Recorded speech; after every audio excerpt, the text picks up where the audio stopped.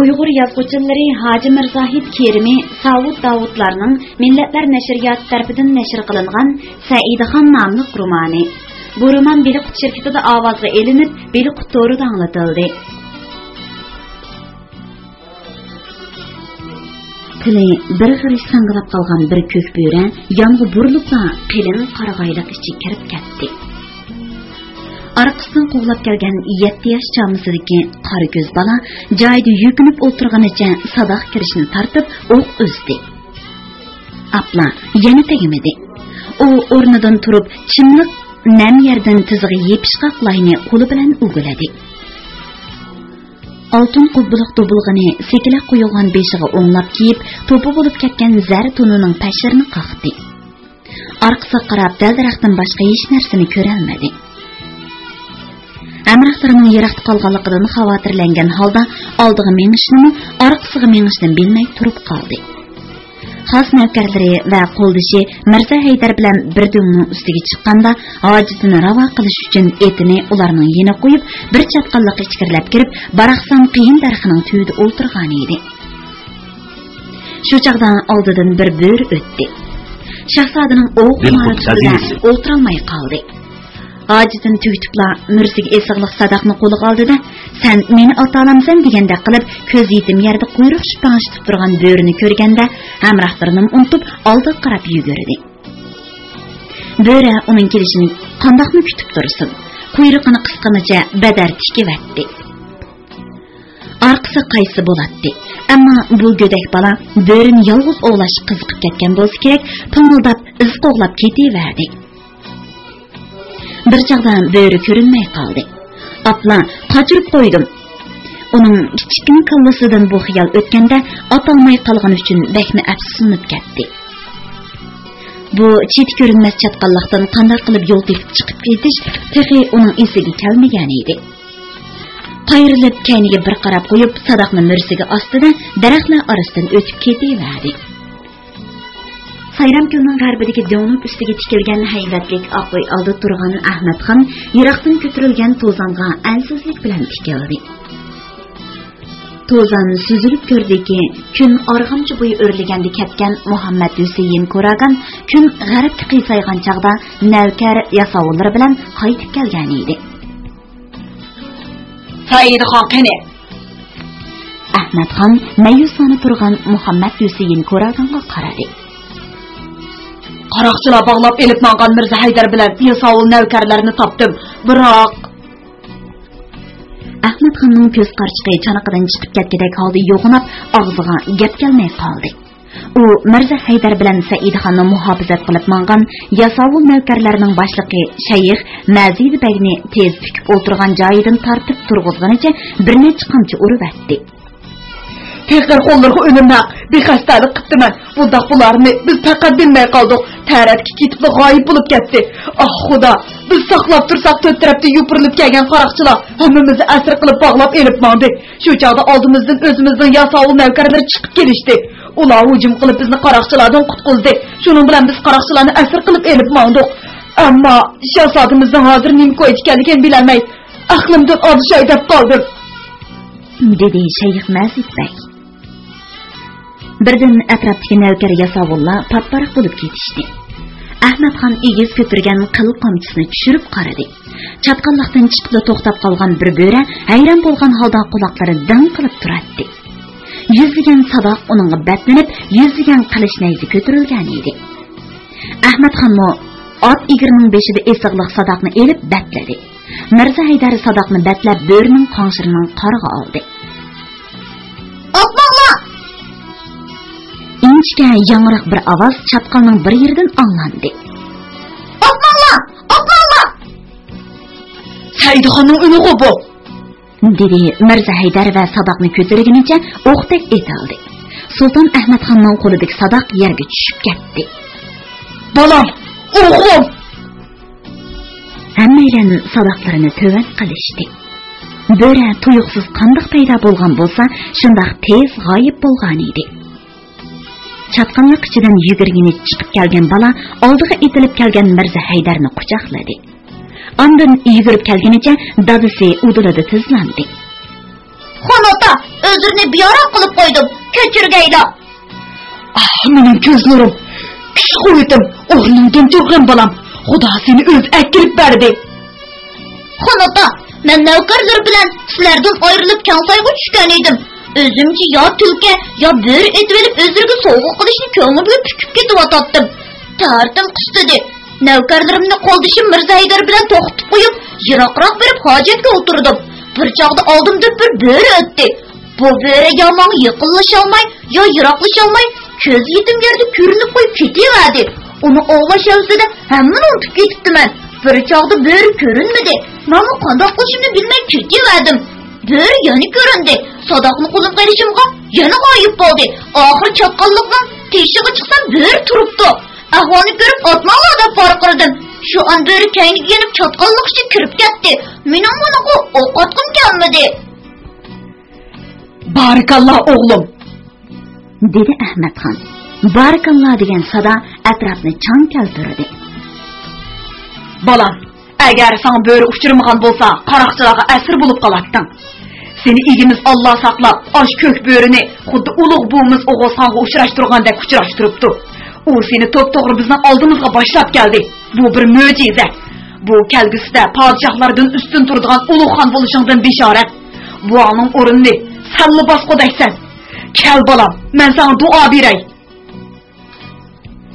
Sen ko'targan qilich zalimi bekkardan elni xalos qilsin. Sen oyoq bosgan yer bayoshat obod bo'lsin. Kundan kunga dushmaning aziyib, do'stlaring ko'paysin. Yaxshi niyat podshoh uchun o'q o'tmas qalqondir. Allah ega bu qalqonni ching tutqizib, hamma jonlar seni zafar topqizsin. Amin. Amin. Gürüldegan bu sada davalg'ib turgan Saydam gulning shavqiniga qo'shilib ketdi. Anglayotganinglar biri qutoridan anglatilayotgan ovozli asarlar sahifasi. 10-bob. Saidxonning jazo hukm qilishi.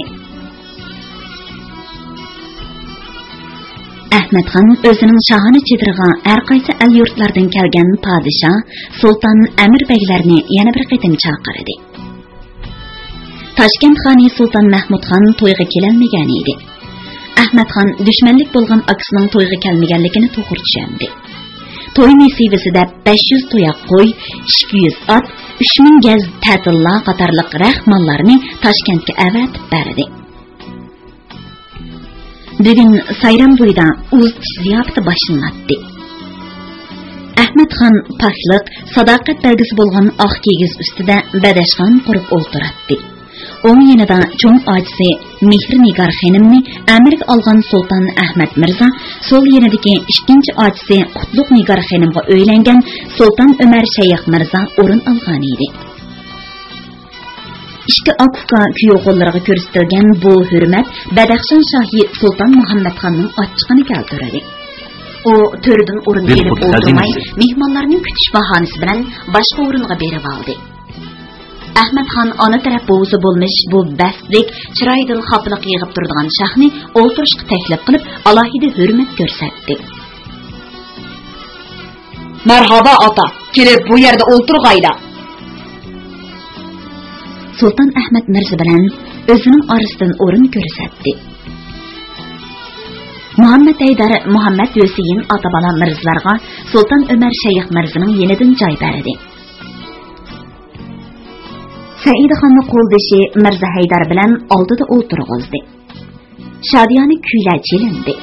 Burg'i kanaylarning sadosi sayramni larzaga keltirdi.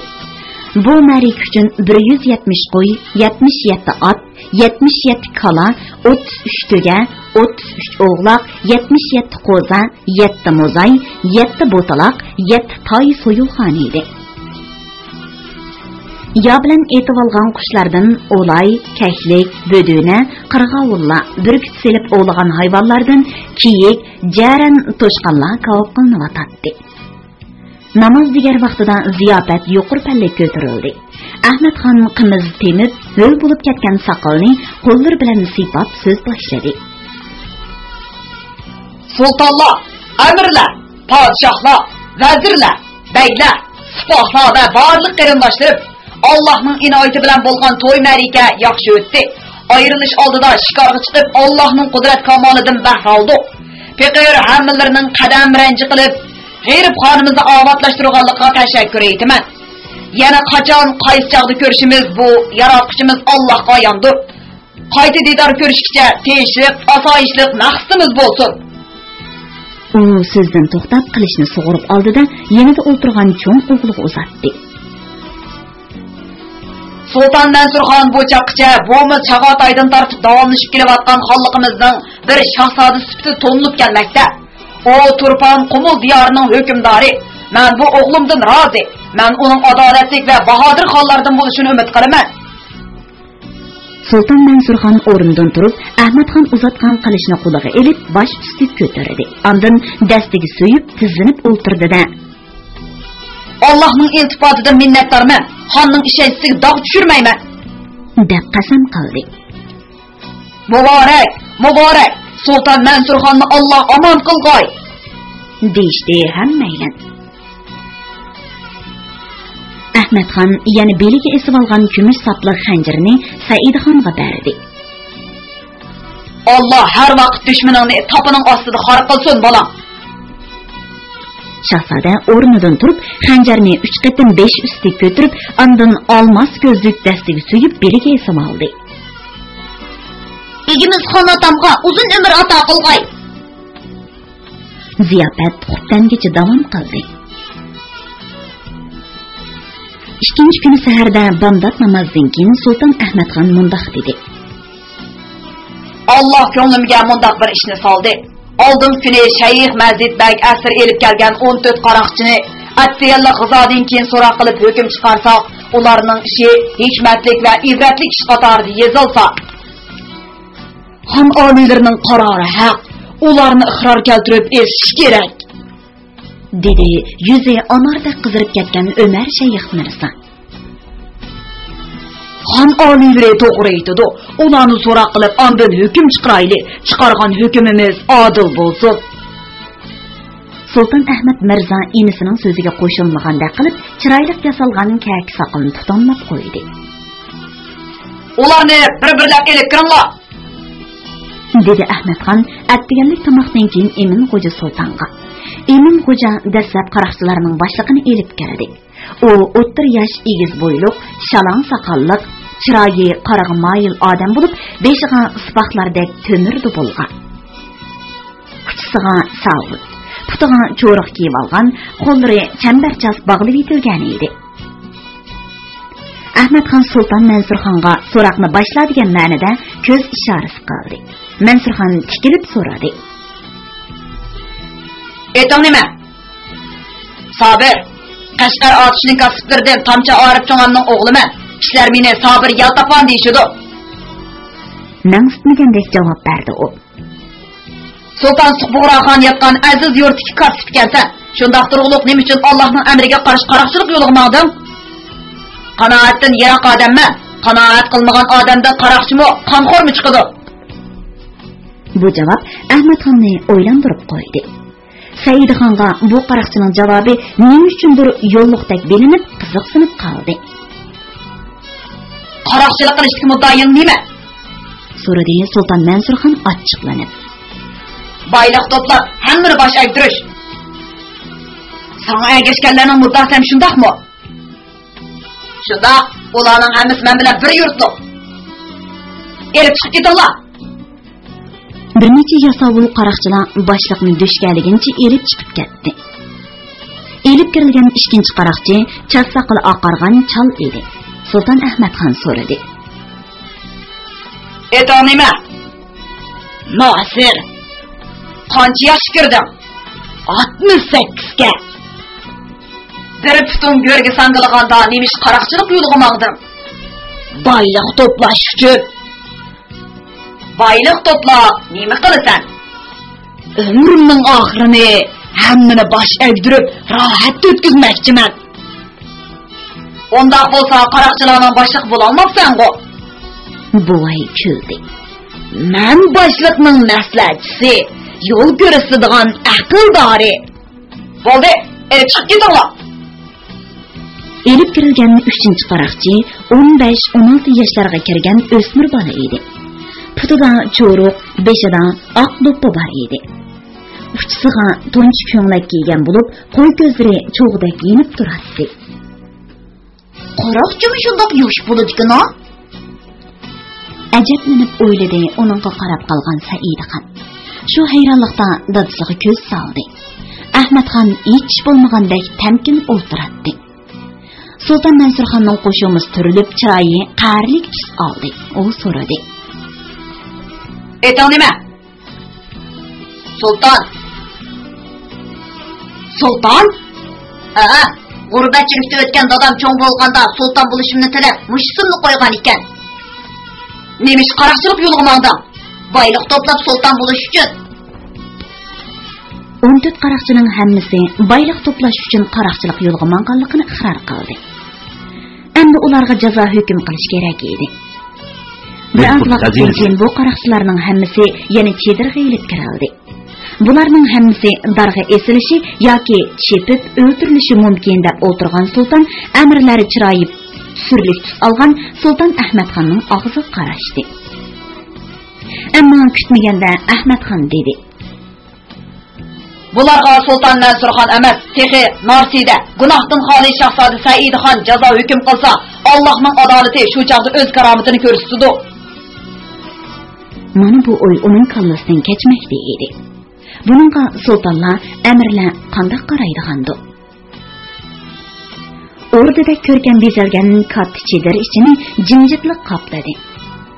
Zarri chuchulliq dar parda tortilgan chedir ishkidan sayram ko'ldan chiqqan g'urg'ur shamol kirib, havoni yenglab turardi.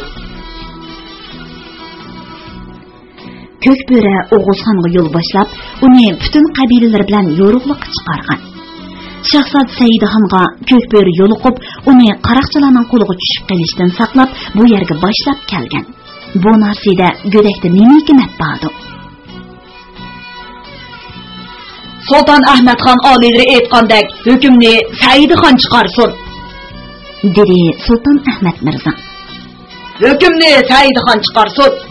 Allah Saidxonning ko'nglini haqqoniyat quyoshi bilan yo'ritqay. Adolat qilichi Saidxon qo'lida o'zini ko'rsatgay. Sultan amirlar Ahmadxonning taklifiga qo'shilishdi.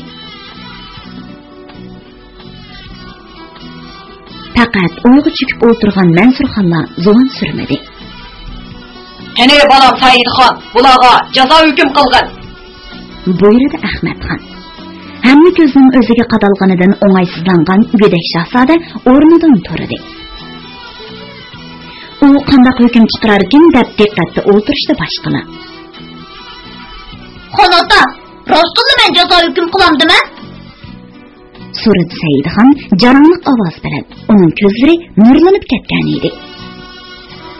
"Rost o'g'lim, ikkilanmay jazo hukm qilgin." Ahmadxon uni rag'batlantirdi. Saidxon qomatini tish tutib dedi: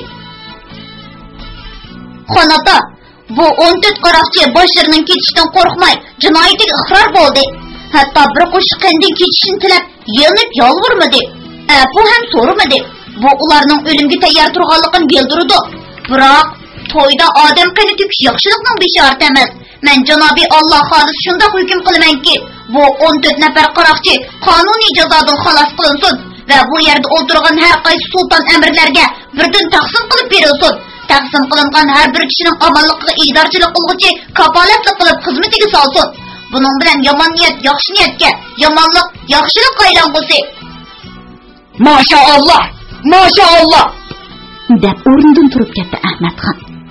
"Arzu qilganimdek hukm chiqardim. Xudo xolisa Mirzo Abubakirning yorgan Qashqar diyoridagi hukmronligiga oxirgi hisobda xotim berguchi sen bo'lib qoladigan o'xshaysan bolam." Ahmadxon so'zdan to'xtab oldida qo'l bog'lab turgan o'g'lini quchoqlab egiz ko'tardi-da bir aylandi. Ondan oq kigiz ustiga dastatdi. "Sarmoshi!" Ahmadxon putukchini chaqirib buyurdi. "Saltanatlik toju taxtini tarixiga to'yning oxirgi kuni yuz bergan voqealar ayni bo'yicha yozib qoldirilsin. Bosh ustiga." dedi Sarmunshi Xo'ja Sulaymon va changi soqollarini titratgan holda oldiga bir qadam besib tizlandi. U qo'li tutib turgan nomai tarix Mo'g'ulistonning oq betiga shu yerdala yuqorqi ahvollarni birma-bir yozdi. Almaliqdagi o'rdaga qaytgandan keyin munda xulosa qildi. Xonning cho'ng o'g'li Sulton Mansurxonning bu hukmni o'zining chiqarmaganligidan endi afsuslanmadi. Mirza Abubakirga o'z taxtini tartqizib qo'ygan 7-8 yildan beri xaramush holda chiroy echilmay kelayotgan Sulton Ahmadxon o'g'li Saidxonga qoyil bo'lib kulimsiradi. Shuning bilan 14 qaroqchi sulton amirlarga taqsim qilib berildi va har qaysi ellarga elib ketildi. Anlavatqanlar Bili Qutoridan anglatilayotgan ovozli asarlar sahifasi. 11 bab. Etik tilla bilan to'shmaydigan qiz. Jo'ng'ir dalasida jarandak taqlab balliq davrini o'tkazgan Saidaxonning Tangirtaq atrofida bormagan yeri qolmagan edi. Xatni to'ydan keyin Sulton Ahmadxon bilan Turpanga bordi. U yerdan qumulni bo'lib olmoqchi bo'lgan isyonchilarni besiqtirish uchun lashkar tortib mangan dadisiga amroh bo'lib tunji qatim jangga qatnashdi. Uning ot chepishdagi mahorati, qilich urishdagi chapdasligi, hujumga o'tishdagi qo'rqimsizligi dadisini hayron qoldirdi. "Yaraysan o'g'lim, jang qilishni kimdan o'rganding?"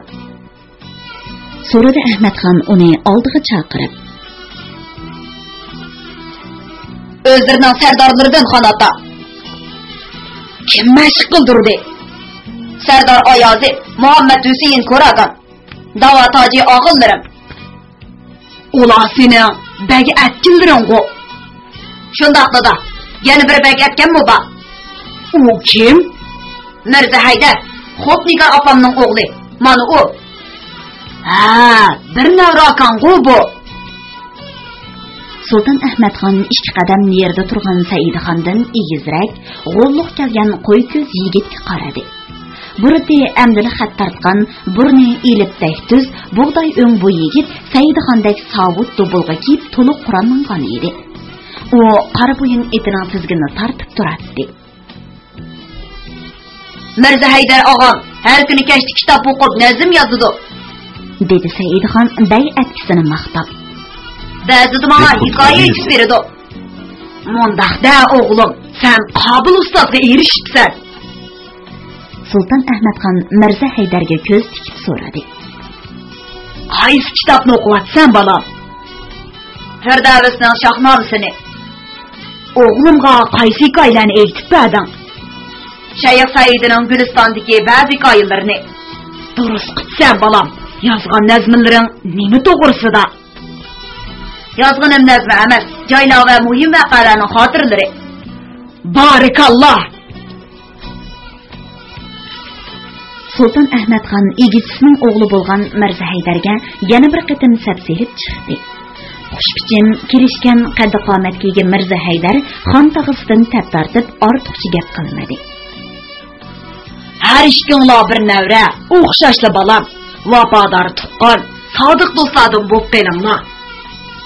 dedi Sulton Ahmadxon nasihat qilgan tarzda. Ondan o'g'li qarab dedi. Bolam, bagi atganni yaxshi tanlabsan. Qarag'anda Sardor Oyozidin sarbozlik, marganlikni, Muhammad Husayn Ko'ragan og'angdan davlat ishlarini boshqarishni, Mirza Haydardan tarix, adabiyot ilmini o'rgansang, komil topqidaysan. Saidxon otasining bu nasihatini esidan zotila chiqarmadi. U kunduzi chavandozlik, marganlik, qilishvozlikni mashq qilsa, kechaligi tarix, adabiyot, ilmiy nujum, hisob o'rganatdi. Zodi tinim topmaydi. Nagili borsa, Mirza Haydardan ayrilmaydi. Uchturpan qo'l o'shlarg'imi birga berib kelgan edi. Uning tezroq cho'ng bo'lib nurg'un lashkarlarga amr bo'lg'isi keladi. Demisimi xiyli bo'y tortib qolgan yigit bo'lib qolgan edi. Uning Anjom taraflarga bakma borg'isi keladi. Kutganiga yarasha tog'asi Sulton Mahmudxondan dadisiga Toshkentga kelib o'ziga yordamlash to'g'risida jiddiy maktub keldi. Sulton Ahmadxon aksidan xafa edi. Dadisi Yunus xon Toshkentda vafot bo'lganda, uni nima uchundir vaqtida vaqtlantirmagan edi. Saidxon va Abduxelil sultonning sunnat to'yiga kelmayli qolmasdan to'y nasibasini topshirib olgandan keyin javoban sovg'a avatmagan edi. Uning ustiga u Shaybonixon bilan birlashib, o'z egichilarining erlari bilan bo'lgan Samarqand va Farg'ona shohlari Sulton Ahmad Mirzo, Sulton Umar Shayx Mirzolarning ziminlarini egilib olmoqchi bo'lgan edi. Sulton Ahmad Mirzo, Sulton Umar Shayx Mirzo orqa-orqadan vafot bo'lib, Samarqand, Farg'onani Shaybonixon besib oldi. Bu ikki sultonning Ahmad Tanbal, Uzun, Hasandek amir hokimlari Shaybonixon tarafga o'tib ketdi. 12 yaşı taxtga o'tirgan yosh podshoh Zahiriddin Muhammad Babur Mirzo necha yilgacha bo'yin egmay, goh kechib, goh qo'g'lab Farg'ona, Xorazm, Xorason ziminlarini kezib yurib, Shaybonixon bilan qattiq elishdi. Uning tag'isi Sulton Ahmad Mirzoning ushtumtut o'limidan keyin Xorazm podshohligini qo'lga kirgizib olgan Xisrow shoh o'z podshohining xazina boyligini egilib olib qolmasdan, uning o'g'illari Boysungur Mirzoni o'ldirib, Mas'ud Mirzoning ko'ziga nil tartib ko'r qilib qo'ydi. Bu ish Babur Mirzo qattiq alam qildi. Bir necha yil ichida bu yosh podshoh nurg'un urushlarni boshdan kechirdi. Piyoda otliq bo'lib, boshqa podshohlar besib boqmagan yo'llarni bosdi. Tartib boqmagan jafolarni tortdi. Oxirida tag'isi Sulton Mahmudxonni panoh tortib, Toshkentga keldi. Sulton Mahmudxon Shaybonixondan umid kutganiga pushaymon qilg'achqimi, Babur Mirzoni yaxshi kutib oldi. Ammo darhol askar chiqarib, uning bilan birlikda Shaybonixonga qarshi chiqishga paydan olmadi. Şuna yardım talep qilib, inisi Ahmad Xonga maktub avatgan edi. Ahmad Xon Mavara un-Nahrda yuz bergan ishlarni bir quri o'ylab, Toshkentga berish qaroriga keldi. U Turponga hukmron qilib qo'ygan cho'ng o'g'li Mansurxonni o'rniga xon qilib, Hasan, Mirzo, Ayozi qatorlik sodiq amirlar bilan xotin bolalarini elib, nurg'un lashkarlarni boshlab Toshkentga qarab yo'lga chiqdi. Saidxon ko'nglida nihoyat xushal bo'ldi. U marhum buvisi Yunus xonning taxtga o'tirgan tog'isi Sulton Mahmudxonni tex ko'rib boqmagan edi. Yosh turibli danqi chiqib ketgan Muhammad Babur Mirzo bilan bir uchrashishni nima uchunki bakma orzu qiladi. Sulton Ahmad Xon qo'shinni salomat Toshkentga yetkazish ko'yda Muhammad Shaybonixon lashkarlari bilan to'qinishib qilib, ziyon zahmat tortib qolmaslik uchun tog'-damon, cho'l jaziralar orqali mangdi. Olatog' bag'rini bo'ylab Yunus xon hayot chig'ida barpo qildirgan Olmota, Qoraqo'l, To'qmoq shaharlarining sirtidan aylanib o'tdi. Saidxonga dunyoning hamma yeri tog'-damon, cho'l dashtidek bilinib ketdi. U Toshkent shahriga tezroq yetib berish uchun oq qashqa etini chaptirib, goh sapning oldiga o'tsa, goh sapning keyniga o'tib, lashkarlarni tezroq mengishga da'vat qiladi. Ahmad Xon o'g'lining betoqat bo'lganini qarab, kulib qo'yadi. Ular 20 kuncha yo'l yurib, O'shga keldi. Ularni bu yerga necha yilning oldida hukmron bo'lib kelgan Muhammad Yusiyin Ko'ragan kutib oldi. Uning ayoli Xopnigar xonim uzun yillardan beri ko'rmagan bolasi Mirzo Haydarning Saidxonga hamroh bo'lib kelgandan bakmi xursand bo'ldi. Cho'ngni yigit bo'lib qolgan Mirzo Haydar dastlab ota-onasi bilan didor ko'rishganligidan xushallanib, yig'lab tashladi. Keyin bo'lsa Muhammad Haydar Mirzoning o'lib ketganligidan qayg'urib, ko'z yoshini to'xtatib qololmadi. Rahmatlik bo'lsa kichkida uningga bakmi amroq edi. Muhammad Yusiyin Ko'ragan o'g'liga otasining o'limi haqida so'zlab berdi. O'g'lim, esingda bo'lsa kerak. Biz Olmaliqqa kelgandan keyin Ulug'xon buvaning kuyovli Sulton Umar Shayx Mirzo o'zi qiyin otasiga sovuq qilib bergan O'xsi diyorini qaytarib berish uchun ko'p nasihat qildim, unimay urush qo'zg'agan edi. Oxirida Farg'ona diyoridagi tek Sakratko'y degan yaqin bo'yda jang bo'ldi. Umar Shayx Mirzo asir tushib bog'langan holda Yunus xonning oldiga elib kelindi. Yunus xon bu adabsiz kuyovlining qo'lini o'zi yeshib, sulton olam podshohlarning emas, Allohning yer kerak bo'lsa, menga chiroyliqchi desangiz bo'lmasmidi? Men sizdan zinhor Allohning zaminini talashmagan bo'lardim deb tarbiya qildi. va uni o'rnidan turg'izib etiq mindirib yo'lga selib qo'ygan edi. Shuningdan tartib qiynatisiga ixlos bog'lagan Sulton Umar Shayx Mirzo qiynatisi ikkinchi qatim Anjonga kelganda mushu O'sh viloyatini suyurg'a qilib bergan edi. Yunus xon bu munbatsimini o'zi bilan kelgan otamning boshqurishiga berdi. Keyin Umar Shayx Mirzo O'shni qaytirib olish talabini qo'yganda otam bizni O'shni qo'yib Qashqarga ketgan edi. U yerda o'gay akam Mirzo Obobakri o'zini kichikdan beqib cho'ng qilgan ham tog'a ham ot o'rnidagi buzuq farini zindonda 1 yil yotqizib Badaxshonga haydab etgan ekan. U yerdan Samarqandga berib Sulton Ahmad Mirzoning qishida 1 yil turib, ondan xon otimiz Yunus xonning qishiga ketgan edi. Kesal bo'lib vafot topdi o'g'lim. Xon otimiz Yunus xonmo Toshkentga tugab ketdi. Umar Shayx Mirzo yori ustidagi kaptarxonasidan g'olab ketib qazo qildi. Aksi Sulton Ahmad Mirzomo olamdan o'tdi. Voy, bu dunyo hech kimga vafo qilmaydi ekan. Yig'lama, ko'z yeshingni saqla. Yana lozim bo'ladi o'g'lim. Mirzo Haydar shu kechasi otasining deganlarini birma-bir xotirlab qo'ydi. Menni ko'nglimga xotirlab qo'ydim, dedi Saidxon va ma'mur tushakka bosh qo'ydi. U xotir yozmagan bilan ko'rgan anglaganlarini esida chin saqlaydi. Ular O'shdan bir hat turishdi. Bu jarayonda ular Sulton Mahmudxon Barikov teg'ining ustiga yasatgan tosh uyga chiqishdi. Bu uy tamoman rangarang toshdan nafs yasalgan bo'lib, salqin edi. Seyrlik tus olgan bu uyning peshayvonida turib qolgan kishiga O'shning go'zal manzarasi huzur baxsh etdi. Shu asnoda Saidxonning ko'ziga osmonda parvoz qilayotgan bir lochin chiliqib qoldi. Lochin birdili sho'ng'agan peti tuvanda terak bo'yi uchib ketayotgan kaptarlar to'piga o'zini otdi. Bir kaptarni changallab, bir qancha kaptarning paylarini to'zitib etdi va yuqori o'rlab tog'ning eng egiz cho'qqisiga qo'ndi. Saidxon Anjon yo'lida ketayotgandimi, ashu lochin ko'z oldidan neri bo'lmadi. Uning yanida Amir Oyazi, Mirzo Haydarmi bor edi. Bular daryoni yaqilab menib, lashkarlardan xeyli uzab ketgan edi. Sharqirab eqiyotgan so'psizlik suv Saidxonning havsini qo'zg'adi. "Og'la, suvga cho'milib olay", dedi otdan irg'ib tushib. Daryoning ichki qosniqi bog'varanliq edi. Rangarang gullar hüppida echirib ketgan edi. "Shahzodam, odamlarimizdan ayrilib qolsak bo'lmaydi", dedi tarlab pishib ketgan Oyazi bosh ko'zini yepib olgan yopiqning uchiga surkab. Eg'ir jang aslihasi uning semiz gavdasini eg'irlashtirib etkashga asrab ketgan edi. Yarkentdan tartib Sulton Ahmadxondan ayrilmay kelayotgan Hasan Nazir Yunusxon hayot vaqtidan boshlab xazina vaziri, shoir Oyazi bo'lsa, o'rda amir bo'lgan edi. Saidxonning sunnat to'yidan keyin Oyazi Muhammad Husayn Ko'ragan bilan bilna Saidxonga bey atkisi bo'ldi.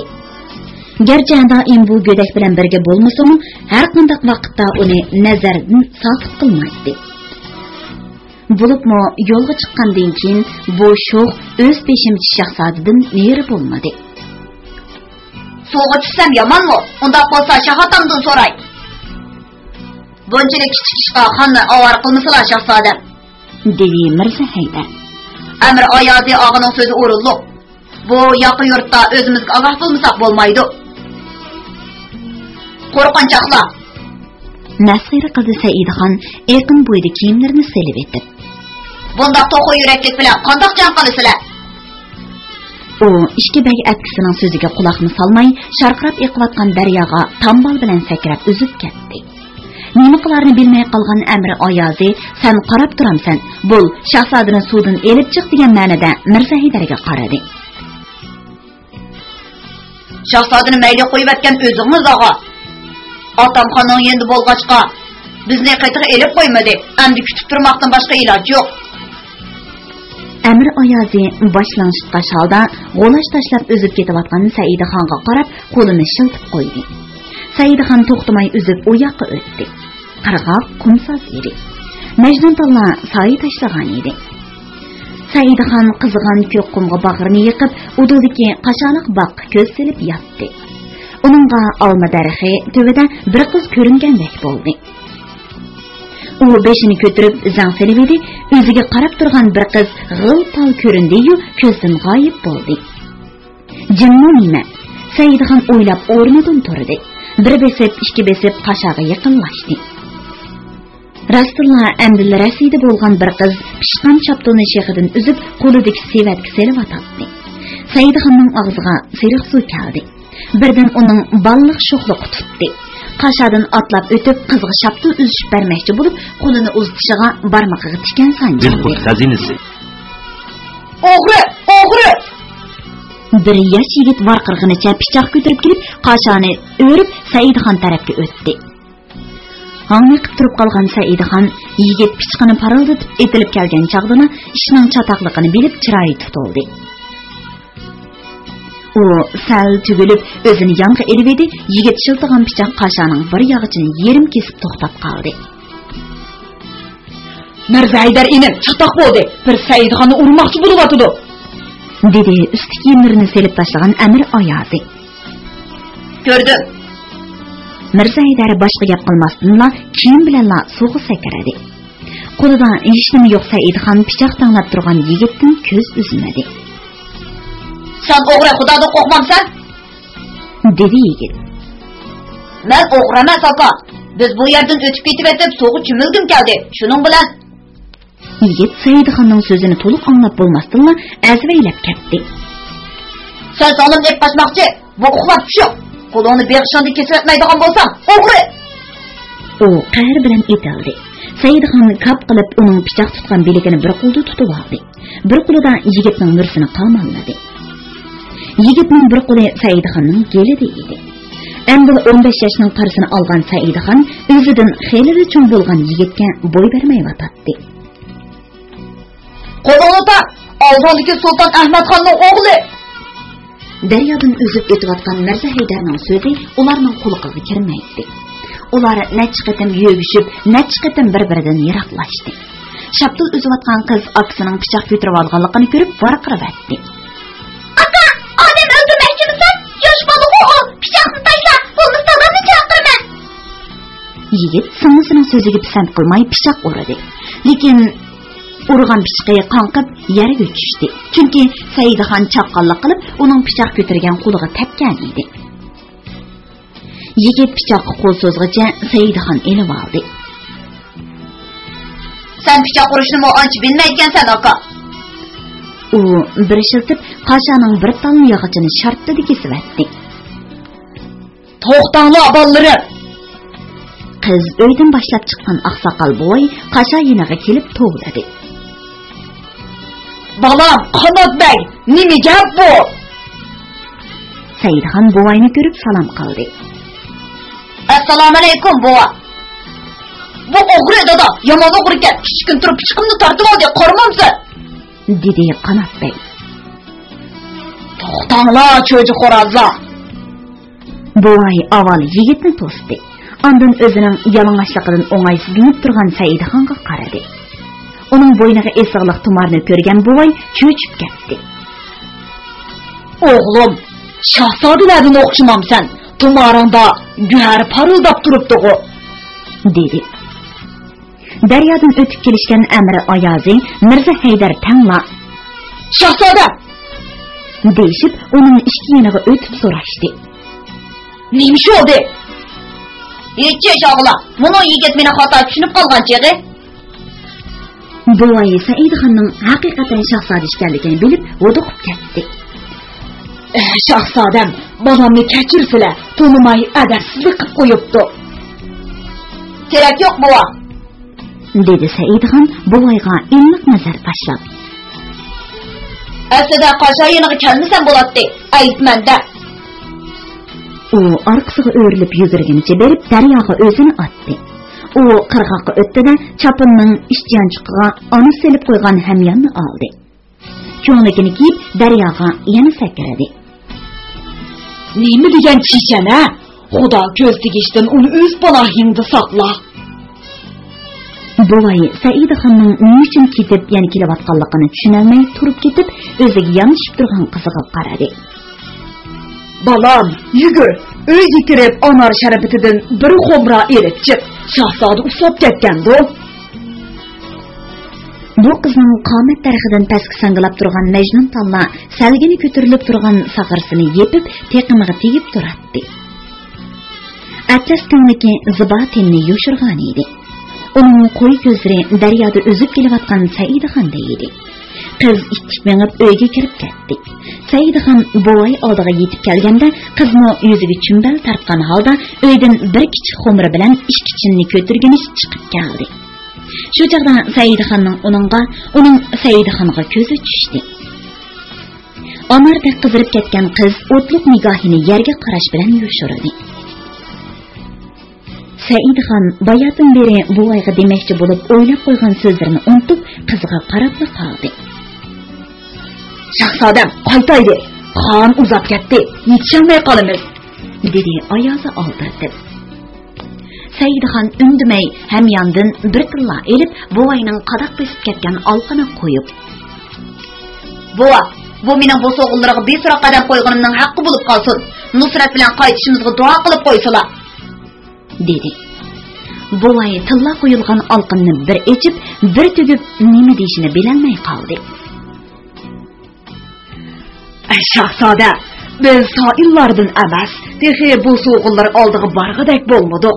Bu so'g'imiz oldiga siri kapdilar. Biz siriga bersak bo'ladi. Tilloyimiz bo'lmagani bilan kishining tashnoligini qondirg'udak sharbitimiz bor. Marhamat qilsalar. Qiz yerdan ko'z olmay, anor sharbati qo'yilgan chinni sundi. Bulbulning ovozdek changaldab chiqqan yaqinlik ovoz Saidaxonni hayron qoldirdi. Amdigini yoshlikning birinchi baldiqqa qadam qo'ygan Saidaxon ixtiyorsiz holda so'z o'yini qoldi. Ey buva, men bu jazirada yontoq bilan amandan boshqa gulgiyoh yo'q deb anglab edim. Bu jannat dili qaydan paydo bo'lib qoldi? Menga aytib beramlar. Uning etkini tilla bilan to'shqizishni xohlayman. Bu diyorga nodir yigitning kirishini iroda qilgan Alloh uningga munofiq jannat gulini ofrid qilib qo'yganda shahzoda, dedi Mirza Haydar kinoya qilib.